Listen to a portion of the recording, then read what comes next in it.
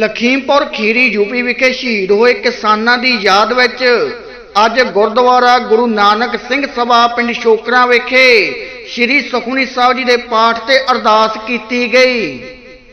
ਇਸ ਮੌਕੇ ਕਵਿਸ਼ਰੀ ਜਥਾ ਮਨਜੀਤ ਸਿੰਘ ਨੇ ਸੰਗਤਾਂ ਨੂੰ ਇਤਿਹਾਸ ਸਰਵਣ ਕਰਵਾਇਆ।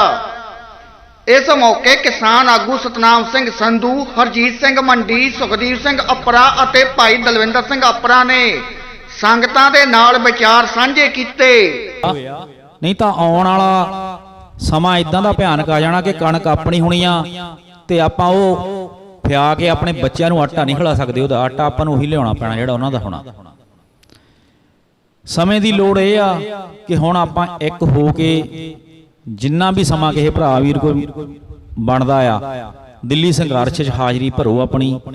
जे कोई इत्थे भी काल आउंदी आ तां आओ, क्योंकि जदों आपां रैलियां च जाने आ ना, ਜਿਹੜੇ ਹੁਣ ਬੰਦਾ ਜਾ ਰਿਹਾ ਰੈਲੀਆਂ 'ਚ, ਉਹ ਤੋਂ ਮਾੜੀ ਗੱਲ ਨਹੀਂ ਕੋਈ ਹੈਗੀ। ਸੱਚ ਆ, ਸਭ ਨੇ ਮਰ ਜਾਣਾ, ਪਰ ਜੀਂਦੇ ਜੀ ਮਰ ਕੇ ਨਾ ਜੀਓ। ਜਿੰਨਾ ਚਿਰ ਮਹਾਰਾਜ ਨੇ ਜ਼ਿੰਦਗੀ ਦਿੱਤੀ ਆ ਨਾ, ਉਨਾ ਚਿਰ ਜੀਂਦੇ ਰਹਿ ਕੇ ਜੀਓ। ਆਪਣੀ ਅਣਖ ਲਈ ਲੜੋ, ਆਪਣੇ ਹੱਕਾਂ ਲਈ ਲੜੋ। ਇਹ ਨਹੀਂ ਕਿ ਆਪਾਂ ਜੀਂਦੇ ਵੀ ਆ ਤੇ ਆਪਾਂ ਹੱਕ ਸੱਚ ਦੀ ਗੱਲੇ ਨਹੀਂ ਕਰਦੇ, ਹਾਂ ਦਾ ਨਾਰਾ ਨਹੀਂ ਮਾਰਦੇ। ਉਹ ਇਦਾਂ ਦੀ ਜ਼ਿੰਦਗੀ ਤੋਂ ਲੈਣਾ ਕੀ ਆ? जींदे आ कोई अपना भरा अपने ते मान करके अपने हाक मार रहा कि वीरे मैनू आ प्रॉब्लम आ, मेरे नाल खड़, क्योंकि उन्होंने पता होंदा कि जागदी जमीर वाला आ। इहो जी जमीर लैके ना आपां कहीए कि आपां नूं कोई बंदा बुलावे ही ना कि भाई मैनू आ प्रॉब्लम आ गई आ, तां उन्होंने पता होंदा पहले कि इहदे पल्ले कख नहीं हैगा। अपना एक अक्स बनाओ, हक सच लई खड़ो, क्योंकि बूंद बूंद नाल सागर भरदा आ। जे आपां ये नहीं गिणती नहीं, क्योंकि गुरु महाराज ने बड़ी किरपा कीती आ। 1.25 ਲੱਖ ਦੇ ਨਾਲ 40-40 ਸਿੰਘ ਲੜ ਗਏ 10-10 ਲੱਖ ਦੇ ਨਾਲ, ਕਿਉਂਕਿ ਆਪਣੇ ਤੋਂ ਉਸ ਮਹਾਰਾਜ ਦੀ ਬਹੁਤ ਜ਼ਿਆਦਾ ਕਿਰਪਾ ਆ। ਘਬਰਾਉਣ ਦੀ ਲੋੜ ਨਹੀਂ ਹੈਗੀ। ਜੇ ਦੋ ਭਰਾ ਵੀ ਇਕੱਠੇ ਆ ਤਾਂ ਲੜ ਜਾਾਂਗੇ। ਇਲਾਕਿਆਂ ਦੇ ਵਿੱਚ 500 ਆਪਣੇ ਲੱਠ ਮਾਰ ਜਿਹੜੇ ਆ ਖੜੇ ਕਰ ਦੋ ਕਿ ਜਦੋਂ ਵੀ ਇਹ ਕਿਤੇ ਰੌਲਾ ਪਾਉਣ ਤੇ ਪੈ ਜਾਓ ਇਹਨਾਂ ਨੂੰ ਟੁੱਟ ਗਈ ਕਿ ਅਸੀਂ ਦੇਖ ਲਾਂਗੇ, ਕੋਈ ਗੱਲ ਨਹੀਂ, ਤੁਸੀਂ ਹੀਰੋ ਬਣ ਜਾਓਗੇ। फिर उस तो बाद अजय मिश्रा जिस दे मुंडे ने यह सारा कारा किया लखीमपुर विखे, वो की बयान दिंदा है कि ये किसान कुछ भी नहीं हैगे, ये हजे मेरे इतिहास नूं नहीं जानदे। उहदे कहण दा की अर्थ है, उन्हें कतल किए हुए। बीजेपी दी सरकार दे विच इस वेले 183 MP इहो जिहे ने जिन्हां दे उपर कतल दे, बलात्कार दे ते होर संगीन जिहड़े मुकदमे इस वेले चल रहे हैं। सो आपां नूं इन्हां दी मंशा जिहड़ी है वो समझण दी बड़ी लोड़ है, जिहदे विच असीं थोड़े जिहे शुरू तो ही मैनूं जापदा है। गुरु साहब माफ़ करन, संगत माफ़ करे, एक छोटी जी घटना जिहड़ी सच्ची है मैं तुहानूं दसना चाहूँगा। बाहरले देशां विच आपां तां पालतू जानवर कुत्ते बिल्लियां रख लईआं जां पशु रख ले पालतू, पर बाहरले देशां दे विच उन्हां दे शौक वल्ले अलग अलग होर जीव जिहड़े आ वो भी पालदे आ, कीड़ पतंगे भी हो पालदे आ। ते एक परिवार ने इसे तरह ही अजगर पालिया होया सी ते उत्थों दीयां सरकारां भी बड़ियां वो हर एक दे हक दी जिहड़ी राखी आ करदियां, वो इंसानां दे हक दी राखी भी करदियां, वो जानवरां दे हक्कां दी राखी भी करदियां। बच के रहिए। सो साथ मैं वेखदा पहला बहुत सारे इहो जे साडे भरा सन जिन्हां ने किसानी दे झंडे चुके सी, पर हुण जिहड़ा जिवें जिवें वो राजनीतिक लोग जिहड़ा अपना डमरू बजाउंदे ने, वो लोग हुण किसानी दे झंडे छड्ड के उन्हां दीयां झंडियां ही चक के तुर पए। सो बड़ा दुख लगदा मन नूं कि हले देखो साडे भरावां दीयां चितावां भी ठंडियां नहीं होईयां, उन्हां दे सेवे भी ठंडे नहीं होए, ते उधरों कुछ सियासी पार्टियां अपनियां रैलियां दीयां तैयारियां कर रहीआं ने। वो किसान भरा जिहड़े हक सच वास्ते बिल्कुल शांतमई सन। इसे तरह 2015 दे विच कोटकपूरा गोली कांड होया। उत्थे जिवें आपां इत्थे अज बैठे हाँ, वड्डी गिणती विच गुरु की संगत श्री गुरु ग्रंथ साहिब महाराज जी दे बेअदबी दे इंसाफ वास्ते बैठी वाहिगुरू दा जाप कर रही सी, तां जालम सरकार ने ਸਾਧ ਸੰਗਤ ਜੀ ਉੱਥੇ ਗੋਲੀਆਂ ਚਲਵਾਈਆਂ, ਉੱਥੇ ਗੰਦੇ ਪਾਣੀ ਦੀਆਂ ਬੁਛਾੜਾਂ ਸੰਗਤਾਂ ਦੇ ਉੱਤੇ ਮਾਰੀਆਂ। ਉਸ ਸਾਕੇ ਦੇ ਵਿੱਚ 2 ਸਿੰਘ ਸ਼ਹੀਦ ਹੋ ਗਏ। ਸੋ ਸਾਨੂੰ ਜਾਗਣਾ ਪੈਣਾ ਹੈ, ਸੁਚੇਤ ਹੋਣਾ ਪੈਣਾ ਹੈ ਕਿ ਸ਼ਾਂਤਮਈ ਤਰੀਕੇ ਦੇ ਨਾਲ ਇਨਸਾਫ ਮੰਗਦਿਆਂ ਨੂੰ ਕਿਵੇਂ ਇਹ ਲੋਕ ਆਪਣੀਆਂ ਗੱਡੀਆਂ ਦੇ ਥੱਲੇ ਕੁਚਲ ਰਹੇ ਨੇ, ਕਿਵੇਂ ਇਹ ਲੋਕ ਗੋਲੀਆਂ ਦੇ ਨਾਲ ਨਿਸ਼ਾਨਾ ਬਣਾ ਰਹੇ ਨੇ। ਰਾਜਨੀਤਿਕਾਂ ਤੋਂ ਥੋੜਾ ਆਪਾਂ ਦੂਰੀ ਬਣਾ ਕੇ ਰੱਖੀਏ। ਮੈਂ ਜਦੋਂ ਕਈ ਪਿੰਡਾਂ ਦੇ ਵਿੱਚ ਗਿਆ, ਲੰਘਿਆ ਤੇ ਸਾਧ ਸੰਗਤ ਮੈਂ ਬੜਾ ਖੁਸ਼ ਹੋਇਆ ਇਸ ਗੱਲੋਂ ਕਿ ਉੱਥੇ ਦੇ ਅਣਖੀ ਲੋਕਾਂ ਨੇ, ਉਸ ਅਣਖੀ ਪਿੰਡਾਂ ਨੇ ਆਪਣੇ ਪਿੰਡਾਂ ਦੇ ਬਾਹਰ ਬੋਰਡ ਲਿਖ ਕੇ ਲਾ ਦਿੱਤੇ ਕਿ ਸਾਡੇ ਪਿੰਡ ਕੋਈ ਵੀ ਬੰਦਾ ਵੋਟਾਂ ਮੰਗਣ ਨਾ ਆਵੇ। ਸਾਡੇ ਕਿਸਾਨ ਭਰਾ ਆਪਣੀਆਂ ਕੀਮਤੀ ਜਾਨਾਂ ਉੱਥੇ ਬਾਰਡਰਾਂ ਤੇ ਗਵਾ ਰਹੇ ਨੇ। ਸਾਡਾ ਕਿਸਾਨੀ ਦਾ ਮੁੱਦਾ ਹੱਲ ਨਹੀਂ ਹੋ ਰਿਹਾ ਹੈ ਤੇ ਸਾਡੇ ਪਿੰਡ ਕੋਈ ਵੋਟਾਂ ਮੰਗਣ ਵਾਸਤੇ ਨਾ ਹੋਵੇ। ਇਹ ਅਣਖੀ ਲੋਕਾਂ ਨੇ, ਅਣਖੀ ਪਿੰਡਾਂ ਨੇ ਇਹ ਬੋਰਡ ਜਿਹੜੇ ਨੇ ਆਪਣੇ ਆਪਣੇ ਪਿੰਡਾਂ ਦੇ ਬਾਹਰ ਲਗਾ ਦਿੱਤੇ। ਗੱਲ ਦਾ ਗੁੱਸਾ ਜ਼ਰੂਰ ਲੱਗੇਗਾ ਸਾਰਿਆਂ ਨੂੰ, ਪਰ ਸਾਧ ਸੰਗਤ ਮੈਂ ਕਿਸਾਨ ਨਹੀਂ ਪਰ ਮੈਂ ਸ਼ੈਤਾਨ ਵੀ ਨਹੀਂ, ਇਹ ਯਾਦ ਰੱਖਿਓ ਜੀ। ਕਿਸਾਨ ਨਹੀਂ ਪਰ ਮੈਂ ਸ਼ੈਤਾਨ ਨਹੀਂ। ਇਹ ਰਾਜਨੀਤਿਕ ਜਿਹੜੇ ਨੇ ਸ਼ੈਤਾਨ ਨੇ, ਇਹਨਾਂ ਦੀ ਬਦੌਲਤ ਅੱਜ ਸਾਡੇ ਨਾਲ ਇਹ ਸਾਰਾ ਕੁਝ ਹੋ ਰਿਹਾ, ਧੱਕਾ ਹੋ ਰਿਹਾ, ਸਰਕਾਰਾਂ ਧੱਕਾ ਕਰ ਰਹੀਆਂ ਨੇ। ਸੋ ਇਸ ਵਾਸਤੇ ਮੇਰੇ ਗੁਰੂ ਧੰਨ ਗੁਰੂ ਗੋਬਿੰਦ ਸਿੰਘ ਮਹਾਰਾਜ ਨੇ ਹੱਕ ਸੱਚ ਵਾਸਤੇ ਸਾਨੂੰ ਲੜਨਾ ਦੱਸਿਆ ਹੈ। ਜੇ ਅੰਮ੍ਰਿਤਧਾਰੀ ਹਾਂ, ਗੁਰੂ ਨੇ ਕਿਹਾ ਵੀ ਹੱਕ ਸੱਚ ਦੀ ਲੜਾਈ ਵਾਸਤੇ ਆਵਾਜ਼ ਬੁਲੰਦ ਕਰਨੀ ਹੈ। ਜਿੱਥੇ ਜ਼ੁਲਮ ਹੋ ਰਿਹਾ, ਜਿੱਥੇ ਤੇਰੇ ਸਾਹਮਣੇ ਕੁਝ ਗਲਤ ਹੋ ਰਿਹਾ ਹੈ, ਉਸ ਗਲਤ ਨੂੰ ਚੁੱਪ ਕਰਕੇ ਬਰਦਾਸ਼ਤ ਨਹੀਂ ਕਰ ਲੈਣਾ। ਉਸ ਚੁੱਪ ਕਰਕੇ ਨਹੀਂ ਆ ਜਾਣਾ ਉੱਥੋਂ, ਕਿਉਂਕਿ ਕੌਡੀ ਜਿੰਨਾ ਨਹੀਂ ਬੰਦੇ ਦਾ ਮੁੱਲ ਪੈਂਦਾ। ਜੇਕਰ ਜ਼ੁਲਮ ਨੂੰ ਵੇਖ ਕੇ ਡਰ ਜਾਵੇ, ਕਿਵੇਂ ਅੱਖਾਂ ਸਾਹਮਣੇ ਕੋਈ ਜਰ ਸਕਦਾ ਹੈ? ਜੇ ਅੱਖਾਂ ਸਾਹਮਣੇ ਲੁੱਟਿਆ ਘਰ ਜਾਵੇ, ਕੁਝ ਹੱਦ ਤਾਈਂ ਸ਼ਾਂਤਮਈ ਰਹਿ ਕੇ ਬੰਦਾ ਹੱਸ ਕੇ ਦੁੱਖੜੇ ਜਰ ਜਾਵੇ, ਪਰ ਹੱਦੋਂ ਜਦੋਂ ਗੱਲ ਲੰਘ ਜਾਏ ਜਾਂ ਕੁਝ ਕਰ ਜਾਵੇ ਜਾਂ ਫਿਰ ਮਰ ਜਾਵੇ। ਸਾਧ ਸੰਗਤ ਇਹ ਜ਼ਰੂਰੀ ਹੈ। ਅੱਜ ਅਸੀਂ ਕਹਿ ਰਹੇ ਹਾਂ ਜੀ ਸਾਡੇ ਇਲਾਕੇ ਦੀਆਂ ਸੜਕਾਂ ਬਣਨੀਆਂ ਸ਼ੁਰੂ ਹੋ ਗਈਆਂ, ਆਹ ਕਰ ਦਿੱਤਾ ਮੰਤਰੀਆਂ ਨੇ, ਉਹ ਕਰ ਦਿੱਤਾ। ਮੈਂ ਇੱਕ ਦਿਨ ਸੋਚ ਰਿਹਾ ਸੀ ਕਿ ਸੁਖਦੀਪ ਭਾਜੀ ਇਹ ਜਿਹੜੇ ਰਾਜਨੀਤਿਕ ਨੇ ਸੰਧੂ ਸਾਹਿਬ, ਇਹ ਖੋਰੇ 4.5 ਸਾਲ ਇਹਨਾਂ ਦੀਆਂ ਅੱਖਾਂ ਦੀ ਰੋਸ਼ਨੀ ਹੀ ਚਲੇ ਜਾਂਦੀ ਹੈ। ਮੇਰੇ ਮਨ ਵਿੱਚ ਇੱਕ ਦਿਨ ਆ ਰਿਹਾ ਸੀ ਕਿ ਜਦੋਂ ਥੋੜਾ ਜਿਹਾ ਸਮਾਂ ਰਹਿ ਜਾਂਦਾ ਇਹਨਾਂ ਰਾਜਨੀਤਿਕਾਂ ਦਾ ਕੁਰਸੀ ਤੋਂ ਲੈਣ ਦਾ, ਵੋਟਾਂ ਆਉਣ ਵਿੱਚ, ਉਸ ਸਮੇਂ ਇਹਨਾਂ ਦੀ ਅੱਖਾਂ ਦੀ ਰੋਸ਼ਨੀ ਆ ਜਾਂਦੀ ਹੈ, ਅੱਖਾਂ ਦੀ ਲਾਈਟ ਆ ਜਾਂਦੀ ਹੈ। ਫਿਰ ਇਹਨਾਂ ਨੂੰ ਦਿਸਣਾ ਸ਼ੁਰੂ ਹੁੰਦਾ ਹੈ ਵੀ ਸਾਡੇ ਇਲਾਕੇ 'ਚ ਸੜਕਾਂ ਬਣਨ ਵਾਲੀਆਂ ਨੇ, ਸਾਡੇ ਇਲਾਕੇ 'ਚ ਆਹ ਕੰਮ ਹੋਣ ਵਾਲੇ ਨੇ। 4.5 ਸਾਲੇ ਅੰਨੇ ਹੋਏ ਫਿਰਦੇ ਨੇ, ਇਹਨਾਂ ਨੂੰ ਪਤਾ ਹੀ ਨਹੀਂ ਲੱਗਦਾ ਕੀ ਕੰਮ ਹੋਣ ਵਾਲਾ ਕੀ ਨਹੀਂ ਹੋਣ ਵਾਲਾ। ਸੋ ਇਹ ਬਾਰ-ਬਾਰ ਬੇਨਤੀ ਸਾਰਿਆਂ ਨੂੰ ਕਰਦੇ ਆ।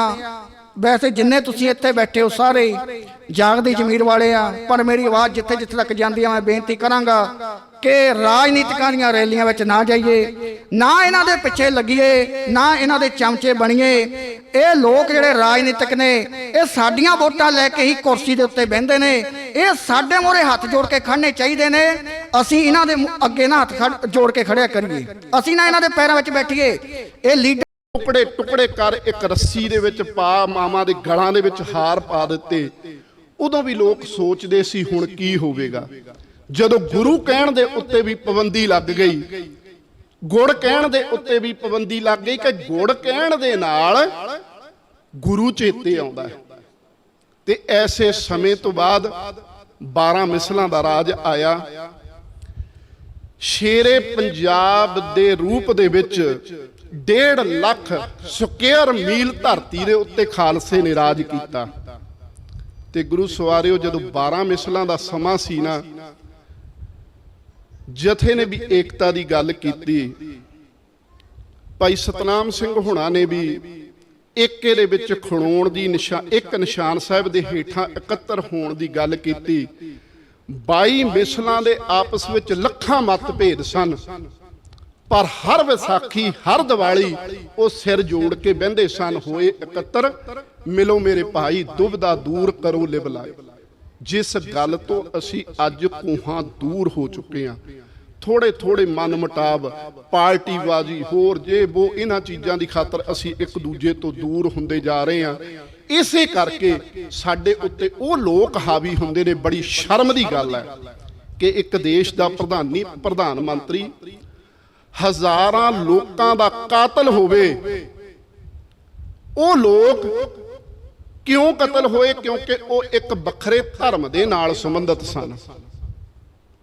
ਇੱਕ ਦੇਸ਼ ਦਾ ਗ੍ਰਹਿ ਮੰਤਰੀ ਜਿਹਦੇ ਉੱਤੇ ਕ੍ਰਾਈਮ ਦੇ ਕੇਸ ਚੱਲਦੇ ਹੋਣ ਤੇ ਜੱਜ ਇਹ ਗੱਲ ਮੰਨਦਾ ਹੋਵੇ ਕਿ ਇਹ ਬੰਦਾ ਇਸ ਖਿੱਤੇ ਵਿੱਚ ਰਹਿਣ ਦੇ ਕਾਬਿਲ ਨਹੀਂ, ਇਸ ਲਈ ਇਸ ਨੂੰ ਤੜੀ ਪਾਰ ਕਰਕੇ ਦੂਜੀ ਜਗ੍ਹਾ ਭੇਜਿਆ ਜਾਵੇ। ਬੜੀ ਸ਼ਰਮ ਦੀ ਗੱਲ ਹੈ।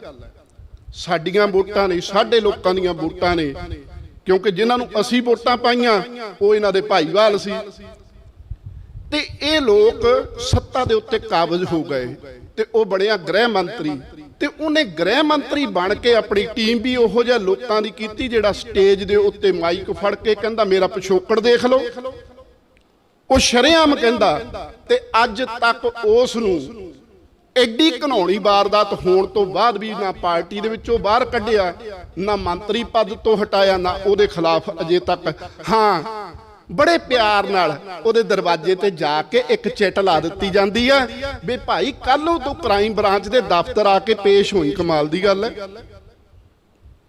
ਸਤਿਗੁਰੂ ਕਿਰਪਾ ਕਰੇ ਸਾਨੂੰ ਇਹ ਚੀਜ਼ਾਂ ਸਮਝਣ ਦੀ। ਜਿਵੇਂ ਭਾਈ ਸਾਹਿਬ ਨੇ ਗੱਲ ਕੀਤੀ ਸੀ ਸਤਨਾਮ ਸਿੰਘ ਜੀ ਨੇ, ਕਿਉਂਕਿ ਮੈਂ ਜਾਣਦਾ, ਮੈਂ ਛੋਟਾ ਸੀ, ਇਹ ਸਾਡੇ ਤੋਂ ਵੱਡੇ ਸੀ, ਤੇ ਅਸੀਂ ਵੀ ਉਸ ਵੇਲੇ ਤੋਂ ਇਹਨਾਂ ਬਾਗੀ ਚੀਜ਼ਾਂ ਦੇ ਨਾਲ ਜੁੜੇ ਹੋਏ ਆ, ਤੇ ਇਹ ਤੇ ਹੈ ਹੀ ਬਾਗੀ ਸੀ ਪਹਿਲਾਂ ਤੋਂ ਹੀ। ਅਸੀਂ ਇਹਨਾਂ ਕੋਲੋਂ ਗੁੜਤੀ ਲਈ ਹੋਈ ਹੈ ਇਹਨਾਂ ਚੀਜ਼ਾਂ ਦੀ ਸਾਰੀ। ਜੋ ਕੁਝ ਅੱਜ ਬੋਲਦੇ ਆ ਕਿਸੇ ਨੂੰ ਸ਼ਾਇਦ ਚੰਗਾ ਨਹੀਂ ਲੱਗਦਾ, ਪਰ ਇਹ ਗੁੜਤੀ ਇਹਨਾਂ ਵਰਗੇ ਸੱਜਣਾ ਤੋਂ ਹੀ ਮਿਲੀ ਹੋਈ ਹੈ।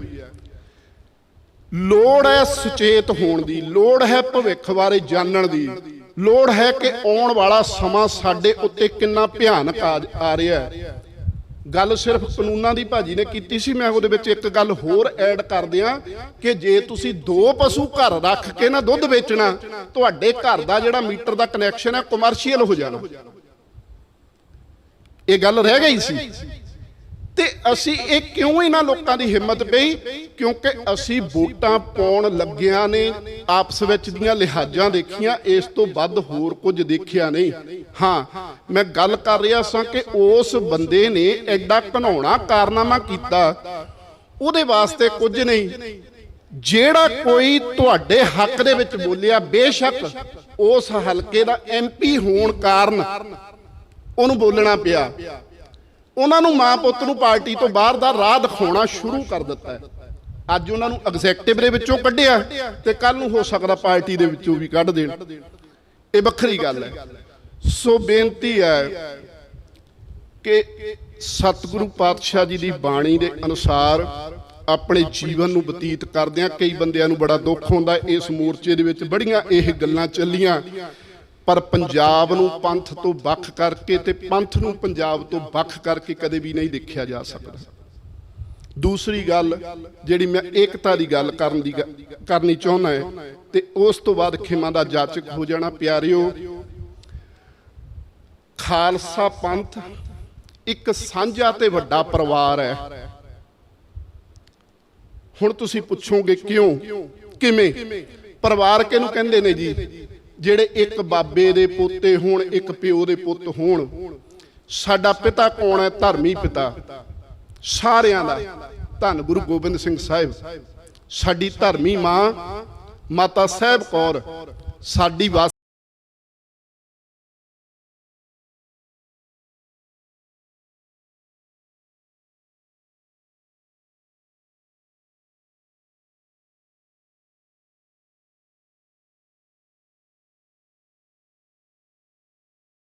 ਇਸ ਮੌਕੇ ਪ੍ਰਧਾਨ ਜਰਨੈਲ ਸਿੰਘ, ਸਰਬਜੀਤ ਸਿੰਘ ਜੀਤਾ, ਗੁਰਨੇਕ ਸਿੰਘ, ਸਰਜੀਤ ਸਿੰਘ ਰਾਣਾ, ਗਿਆਨ ਸਿੰਘ, ਸਰਜੀਤ ਸਿੰਘ, ਬਲਦੇਵ ਸਿੰਘ ਬੱਲਾ, ਬਲਵੀਰ ਸਿੰਘ, ਕਮਲ ਕਟਾਣੀਆਂ, ਡਾਕਟਰ ਹਰਮੇਸ਼, ਸੰਦੀਪ ਕੁਮਾਰ ਅਪਰਾ, ਗੁਰਦਿਆਲ